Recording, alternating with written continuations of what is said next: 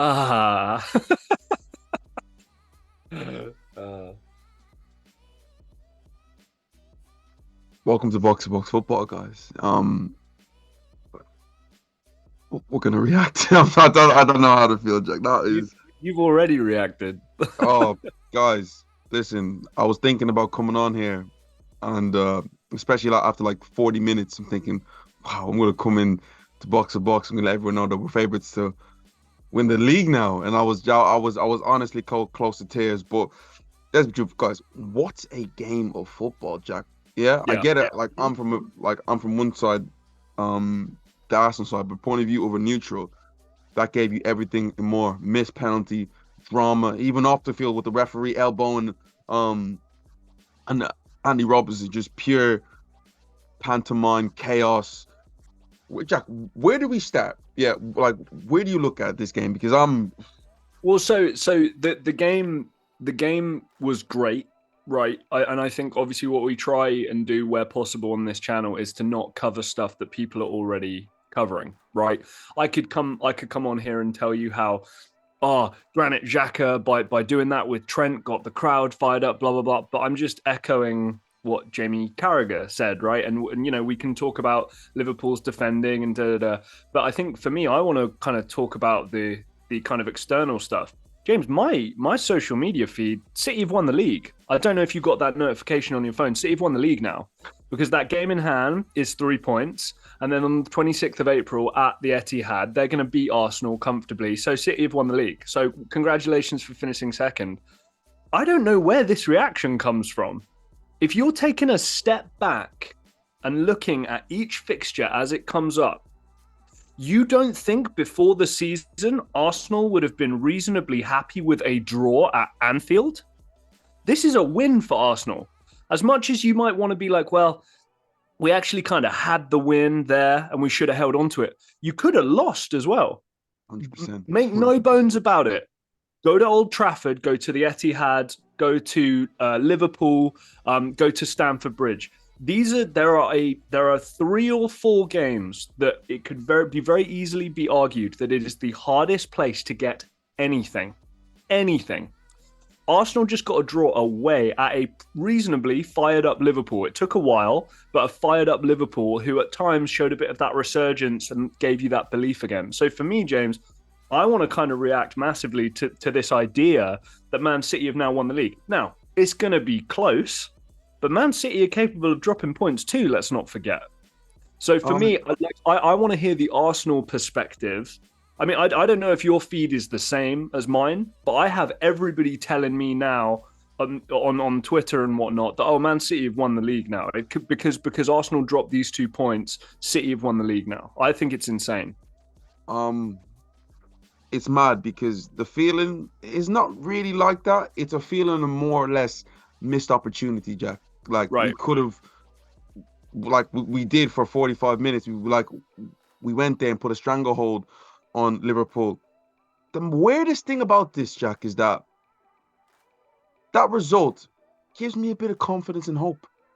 It gives me confidence and hope that we can go there against. I don't care what anyone tells me. It's harder to win at Anfield than like to go to Etihad and win. Yes, it is. Yeah, Man City, as great as they are this year, they went to Anfield, they lost. Yeah, they struggled. Case in point. It's a Yeah. difficult. Take me anywhere. If we have to go away to Newcastle right now, Jack. I was a little bit scared. I believe we can go there and do what we do. The Etihad, yeah, big game. Jack, Huge, obviously. I believe we can go there and get a result after Jack, especially after that 45 minutes. The way we're able to like tame down the crowd. Don't get it twisted. Of course, they came back into it and like we got a bit fortunate. But that first 45 minutes, Jack, that was sensational. Right. That was sensational. And I come off here as a missed opportunity because to me it's 2 points drop. At the start of the day, if somebody offered me a point at Anfield, Jack, I took a point. I said, give me a point. I'll take it now. Yeah. But the fact that Yeah. we were in that position and we dropped 2 points, to me, it's a bit of a loss. But the Right. performance in that first half, it makes me believe that okay, Man City away. Don't get it twisted. Erling Haaland, Pep Guardiola. We know what Man City are on. We know how big they are. You know how big they get in the Premier League. We know how special they get. Right. I believe we can go to the Etihad and win without a shadow of a doubt. This is not over yet. This No, team is here to stay.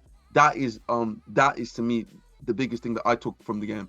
my big worry, and I've got the run-ins in front of me on my phone here. My big worry, though, James, is you can't see our City dropping points. Is the big? I mean, the Arsenal again Wednesday at home. I think there's that mad Wednesday statistic I told you about.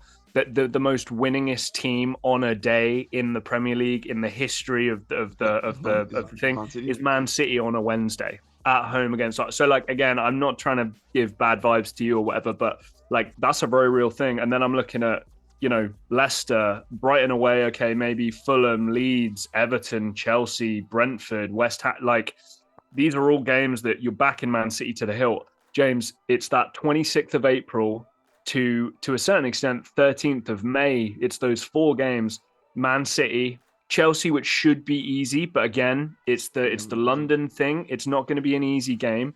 Newcastle away, and then even Brighton at home. Brighton are a tricky proposition. That 4-game stretch for Arsenal is going to be what wins or loses them the league. But again, Man City will drop points somewhere in there, James. I have absolutely no doubt. But that stretch is a bit scary in my opinion. Listen, at the end, if you want to win the league, Jack, it does just I don't care about the fixtures. Just play them, win them. Right. If you want to be champions, win your games, no matter what they put in front of you. Man City played the exact same fixtures you did at a certain time.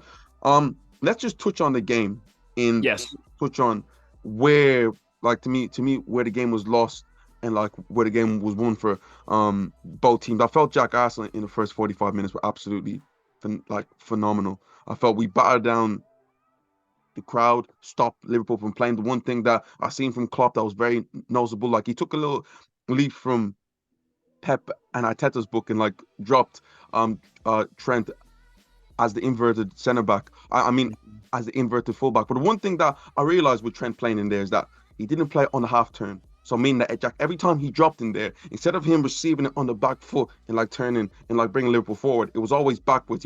His body was always square, like facing the goalkeeper. But I thought that was something that we were able to sniff out from them. I realized Liverpool, as great as they were, Jack, they struggled playing out from the back. I felt Alisson's kicking at times was horrible. I felt that duel between Gabriel and Salah was very, very tough. I felt Gabriel won it for a good 60 for a good 60 minutes, and also with tremendous. Thomas Partey, I felt he bossed it in the center there. But my biggest thing in that second half is, granted, yes, the crowd did get up and everything like that, but I felt Arsenal took a step back. I felt that we realized, okay, we're going against the Kop, and like Jack, we went from being 5 yards forward to taking like a good 20 yards back. Saka went from playing as a winger to playing as a wing back. Martinelli was a little bit higher, but we dropped. And you drop against a team like Liverpool, and like Jack, you give them space to build up from the back. You know what's going to happen. I will say though, as much as I agree with you, and that Arsenal are a good enough team, especially this year, and especially with your style of play, you would have been good enough to still be toe to toe and still try and control the game. There were opportunities on the break. If these opportunities were taken by Arsenal, you and I'd be having a very different conversation about how this was the game where Arsenal win the league, where Arsenal really put themselves like. So as much as I think you're right, in this circumstance, if some of those chances have been taken, I mean, and James, I know this is just as an aside, that turn from Saka on the left-hand side of the box was so nice, man. Like literally, the whole tire race was literally on a knife edge. There was a moment where Konate it was Darwin Núñez headed it across goal. Konate uses his belly. Ramsdale made 2 saves that if Arsenal do go on to win the league, Jack, you're going to point at them 2 moments. Jack, the first one against Mo Salah from the deflection is, how many times do you see that just nestle in the body, like in the side of the net? What a save that 26 million pounds, 25 million pounds for Ramsdale seems to be such a steal, and he seems to be a real credit to the club as well. Likeable guy, and he's playing out of his skin. And James, a yellow card for that penalty, trying to disrupt the penalty. The guy who took the penalty missed. So you tell me, if you go in the dressing room, away from cameras and away from reporters, and you say to Aaron Ramsdale, that yellow card's got to be worth it, right? Mo Salah missed the penalty. So you Oh yeah, tell me what's worth it and what's not worth it. He's played his cards well there. and Jack, you mentioned the big thing, the counter attack. As soon as Konate missed that chance, well, saved by Ramsdale, Arsenal go back the other hand, and Martinelli to me has an easy pass from Saka, and those are moments that win you league titles, and Yeah, that's yeah, where you have to like, okay, Arsenal players are good, but you let's take it back because I see a lot of Arsenal fans like to compare them to your Henrys, your Messi, your MSN type guys. That sort of moment with a Neymar, Suarez, and Messi, they kill him. right. We had an opportunity to kill Liverpool at that point. Jack, it's a 2v1. He picks out the pass. Saka goes through on goal and with a chance to win the game and end like those sort of moments that you like you're gonna look back and thinking, quality, But I quality. want, but I want one thing, and again, I don't know how happy you're going to be with me talking about it like this, but I do think we need a little bit of a exhale, a step back, and a bit of a perspective on this because I was talking to friends about this recently. James, you know how much I love this statistic just because I think it's fascinating. Since the Premier League started, only one team without a spend of a top three, top four spend on wages has won the league, and that's Leicester City. We know how special and magical a story that is. We'll never see the likes of it again. I'd be amazed. We'll never see the likes of it again. However, here we are in 2023, James. There's a team who are in pole position to do the only other thing that Leicester have done. Arsenal, I believe, are sixth or seventh. I did just check very quickly. I'm not sure on the source, but they spend the sixth most on wages. Now, you might be thinking to yourself, well, it's only a couple outside the top four. I want to tell you how incredible of an achievement that this is going to be. And I know as a fan, we've talked about this. It's a mentality thing. If you lose, you're not going to lose the title. You're not going to be happy you finished second. You're going to be gutted that the opportunity was gone.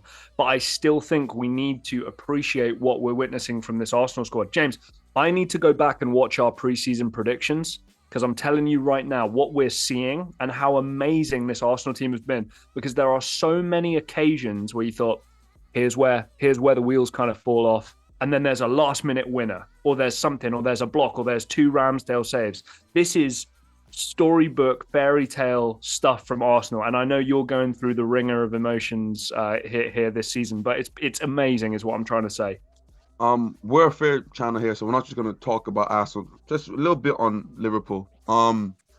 You've seen a little bit of everything from them. You see the reason why they've been in the title race for the last 4 or 5 years. Like Right. the quality that they still have, and a player like who gets criticized, who's been criticized a lot this season. Jack, I felt Mo Salah was absolutely brilliant for them, and really was their only real threat, like in that game.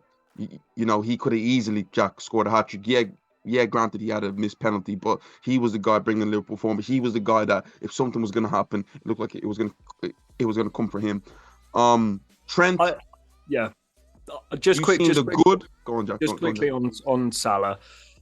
I still think I still don't like the new contract. I don't. I think for where Liverpool are at, for the fact that they're not going to make Champions League, I don't see the point personally. I think they still I think should have cashed in. Yes, he was good today, and I think I want to say he's right near 20 goal contributions, goals and assists combined for the season, which is nothing to be sniffed at. He's still a heavily relied upon player for this team. But for me, it's still the guy. You and I have disagreed about this, but it's still the guy that I feel like I see often. Yeah, but taking it back to Trent, we've seen the good, the bad, and the ugly from him. The assist was just absolutely brilliant from him. We know he Right. has that ability. Lovely little nutmeg, and the quality um to pick out Firmino was brilliant. But Jack, the amount of times he gets turned is ridiculous to me, man. We, Martinelli we need had him on ropes. we That, need a separate video for talking about Trent because it's honestly wild. I mean there are players like him, but I mean, man, it's a crazy conversation because they always talk about him moving to midfield. I don't think he has any sort of discipline or spatial awareness and wherewithal to do that position. So for me, James, it's you have him be a liability at fullback, or you just let him play on the wing and just go, hey man, be on the wing, cover back when you can, and that's his new position. But Oh, Jack, yeah. Listen, I agree with you there because granted, yes, he did have that assist, but the way Martinelli kind of it felt childlike. When like Kanate went over, you can see Martinelli was a bit he found that tough. But a lot of people went over there. He found that tough. When he faced up Trent too many yeah, times, right, the ball over the top, or he's beating him like 1v1, just going down the line. Simple things like that. But again, it's a double-edged sword with him. The maddest thing for me, Jack, was that when Roberto Firmino came on, they showed that he scored the second most goals against Arsenal. Yeah, wild, he's at that time it was 10. Obviously, right? he made 11. He was only second to Robbie Fowler, who has 12. But I realized this, like a lot of Liverpool players have this great record against Arsenal. And as the game was going, you were just feeling okay, one of them are going to take it. I know Jota went off, but Salah has a great record against him, and obviously Firmino. So it just felt like something like that was going to give overall. Tiago coming back's huge. It's a game Uh, change. He's unreal. Game changed when he comes on, and he's a different class of player. Saw him fired up in the corner as well, trying to get the crowd going. So mhm. for anybody who thinks that he was underpaid at Barca, underpaid at Bayern, and he just came to Liverpool to get a paycheck, you can see that that's not the case. And I'm gonna put this out there. If you're a Liverpool fan, in my opinion, I don't think Jordan Henderson. In my opinion, Jordan Henderson isn't good enough to be starting for Liverpool any longer. Yeah, I felt we're today No, on the ball. we're past that point now. I still think he's a fantastic leader and the best captain in the league. I would still stand by that. But James, yeah, on the pitch, you're Yeah, not going to be winning titles with him starting 30 like games, as soon as he touched the ball, I had zero fear, right? and that's mad. To like, oh, no matter 30 yards out, I said, cool, let him have it because he felt so tentative. He didn't have belief in himself, and the quality wasn't there to pick out a pass. Yeah, he's gonna run around and come on, guys. If you want that, cool. But Well, yeah, I'm his biggest fan. But again, Liverpool need to take that next step. You have two guys in Thiago, in Jordan Henderson. That can't be a relied upon midfield going forward. And again, Liverpool needs serious reinforcements in the summer in a couple of areas, to be fair, but none more heavily than that midfield spot. Fabinho's still that guy, but you look at the likes of Moises Caicedo still around. Would that be a nice fit there? I think that's probably a yes. It's going to cost you a Alistair. pretty penny. And then again, James, we've talked about it. I even gave my stamp that book it in. But the Jude Bellingham conversation is Jurgen Klopp and is a promise of Champions League football the year after next going to be enough to convince somebody like Jude Bellingham to come? Maybe not, but there needs to be real reinforcements in the summer in midfield for Liverpool. Guys, we've been going on for a while. Let me know how you feel about the team from the Arsenal side. Yeah, can we still go on to win the league? From the Liverpool side, also from the Manchester City side and all Manchester City side, and from all the neutrals. Let us know what you think about this game. What a game of football, guys. We're gonna see you next time. Like, share, and subscribe, and we're out.